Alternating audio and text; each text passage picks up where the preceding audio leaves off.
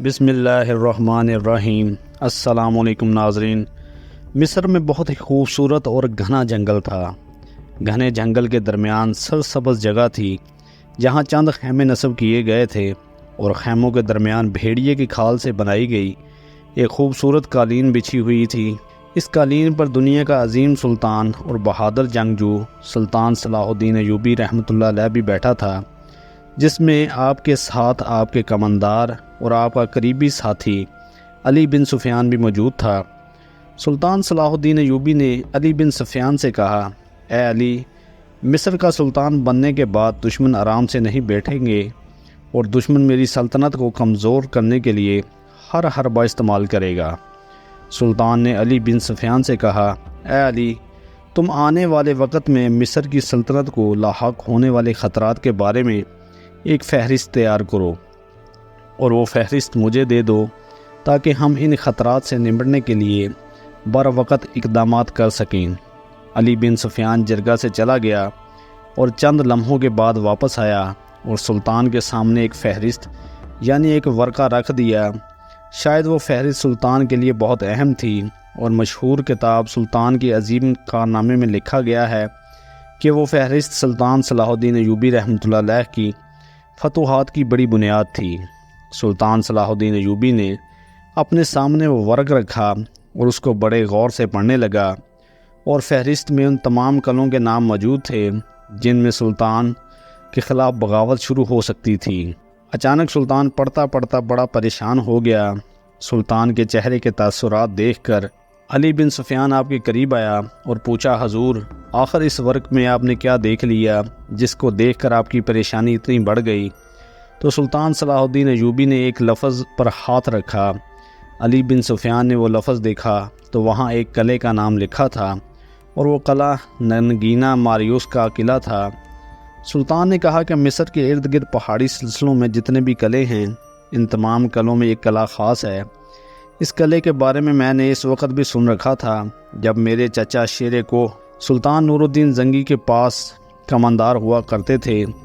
علی بن سفیان نے کہا کہ حضور، اس قلعے کے بارے میں آخر ایسی کیا بات ہے؟ تو سلطان نے کہا کہ میں اس کے بارے میں زیادہ تو نہیں جانتا، لیکن یہ قلعہ جو بھی فتح کرتا ہے وہ اس قلعے کو اپنے پاس زیادہ دیر تک قبضے میں نہیں رکھ سکتا۔ یہ سن کر علی بن سفیان بڑا حیران ہوا کہ حضور، آخر اس قلعے میں ایسی کیا بات ہے؟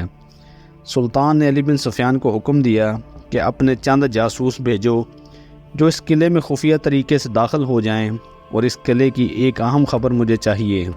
علی بن سفیان نے اپنا کام شروع کر دیا اور چند ہی دنوں میں علی بن سفیان کے ماہر جاسوس خبر لے کے آئے اور علی بن سفیان سیدھا سلطان کے پاس آیا اور کہا، حضور، اس قلعے کے بارے میں ہمیں جو معلومات ملی ہیں وہ بہت ہی خطرناک ہیں۔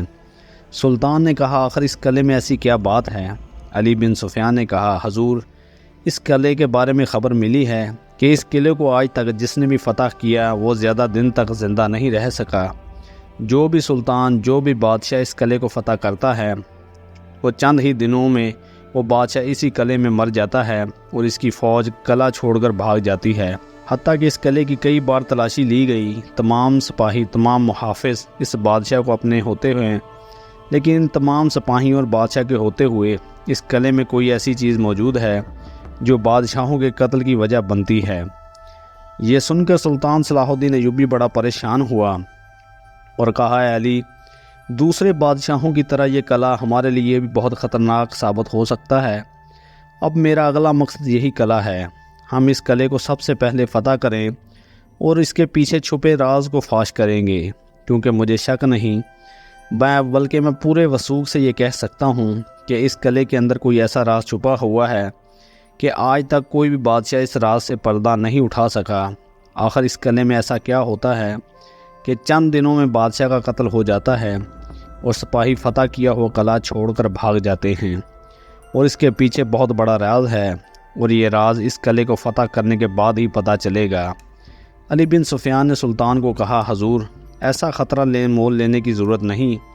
اگر اس قلعے میں ہماری سلطنت کے خلاف کوئی بغاوت شروع ہوئی تو بغاوت کے سر اٹھانے سے پہلے ہی ہم اس کو کچل دیں گے۔ لیکن سلطان نے کہا، نہیں، اس قلعے کو فتح کرنے کے بعد ہی میں چین سے بیٹھوں گا۔ سلطان صلاح الدین ایوبی نے علی بن سفیان کو کہا کہ تم اپنے جاسوس کسی بھی طریقے سے دوبارہ اس قلعے میں بھیجو، جو جا کر اس قلعے کے اندر خفیہ طریقے سے داخل ہو جائیں اور اپنی اپنی جگہ سنبھال لیں، اور اس قلعے میں داخل ہونے کے لیے وقت آنے پر وہ ہماری مدد کریں گے۔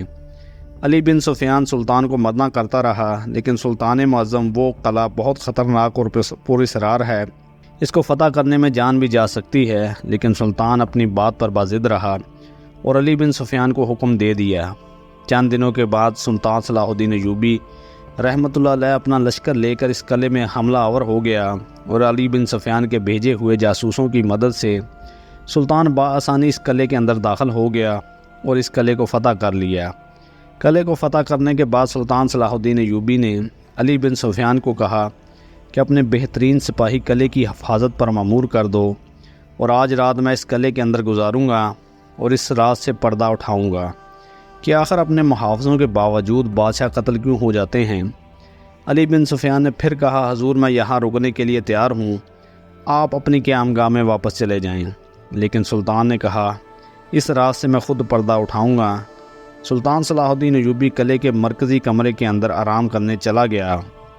علی بن سفیان بھی آپ کے ساتھ رک گیا۔ سلطان صلاح الدین ایوبی سوئے ہوئے تھے کہ اچانک سلطان کو محسوس ہوا کہ کوئی چیز ایسی ہے جو کمرے کے اندر داخل ہو گئی۔ سلطان صرف سونے کا ناٹک کر رہا تھا، لیکن وہ چیز اتنی تیزی سے آئی کہ سلطان کی آنکھ کھولتے ہی وہ دوبارہ غائب ہو گئی۔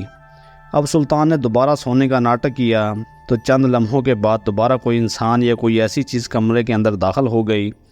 سلطان سمجھ گیا تھا کہ اس قلعے کے اندر کوئی ایسی خفیہ جگہ ہے، کوئی ایسی خفیہ سرنگ موجود ہے جس کے اندر بہت بڑے جلاد چھپے ہوئے ہیں جو کتنے بادشاہوں کو قتل کر چکے ہیں۔ سلطان صلاح الدین ایوبی نے بستر کی شکل میں اس طرح بنا دی جیسے اس میں کوئی سویا ہوا ہو، اور خود بستر کے نیچے چھپ گیا۔ چند ہی لمحوں کے بعد ایک آدمی ایک سرنگ سے نکلا جو اس قلعے کے کمرے کے اندر کھودی ہوئی تھی، اور آ کر سلطان کے بستر پر حملہ کر دیا۔ لیکن جیسے اس نے حملہ کیا تو اس کو معلوم ہوا کہ اس بستر میں سلطان نہیں تھا، تو اس نے اپنے سپاہیوں کو آواز دی۔ اتنے میں بہت سارے سپاہی آ گئے۔ سلطان بھی بستر کے نیچے سے نکل آیا اور وہاں لڑائی شروع ہو گئی، اور یہ لڑائی کافی دیر تک جاری رہی۔ ترکی کتاب میں لکھا گیا ہے کہ کبھی کسی دشمن نے سلطان کو اتنا نہیں تھکایا جتنا ان جلادوں نے، یہ خاص قسم کے انسان تھے، تھکا دیا جو عام سپاہیوں سے بھی زیادہ طاقتور تھے۔ سلطان نے ان تمام جلادوں کو موت کے گھاٹ اتار دیا، اور پھر سلطان صلاح الدین ایوبی رحمۃ اللہ اس سرنگ کے اندر سپاہیوں کے ساتھ چلا گیا۔ تو وہ سرنگ قلعے کے مرکزی کمرے کے نیچے سے کھودی ہوئی تھی، اور اس میں وہ جلاد کئی عرصے سے چھپے ہوئے تھے۔ اس سرنگ میں ان کے کافی خطرناک ہتھیار بھی موجود تھے۔ جو بھی اس قلعے کو فتح کرتا تو یہ جلاد رات کو آ کر اس کمرے میں اس بادشاہ کو اور اس کے کمانداروں کو قتل کر دیتے، اور اس خوف کی وجہ سے وہ بادشاہ اس قلعے کو چھوڑ کر بھاگ جاتے، اور اسی وجہ سے کئی سالوں تک ان جلادوں نے قلعے پر بآسانی قبضہ کر رکھا تھا، اور اس قلعے کی وجہ سے کئی بادشاہ اپنی جان سے ہاتھ دھو بیٹھے تھے۔ لیکن یہ سلطان صلاح الدین ایوبی تھا جس نے اپنی ذہانت سے اور جان پر کھیل کر ان کو موت کے گھاٹ اتارا، اور اگر اس رات سلطان صلاح الدین ایوبی بھی دوسرے بادشاہوں کی طرح پرسکون نیند سو جاتا تو وہ جلاد سلطان کو بھی ہمیشہ کے لیے سلا دیتے اور اس قلعے کو ہمیشہ کے لیے فتح کر لیتے۔ اس قلعہ کو فتح کرنے کے بعد سلطان صلاح الدین ایوبی نے بہت سارے قلعے بآسانی فتح کر لیے۔ بعض مورخین لکھتے ہیں کہ اس قلعے کے اندر دربار نما ایک مسجد بھی تھی، لیکن لوگ اس قلعے کو نام سے ہی جانتے ہیں۔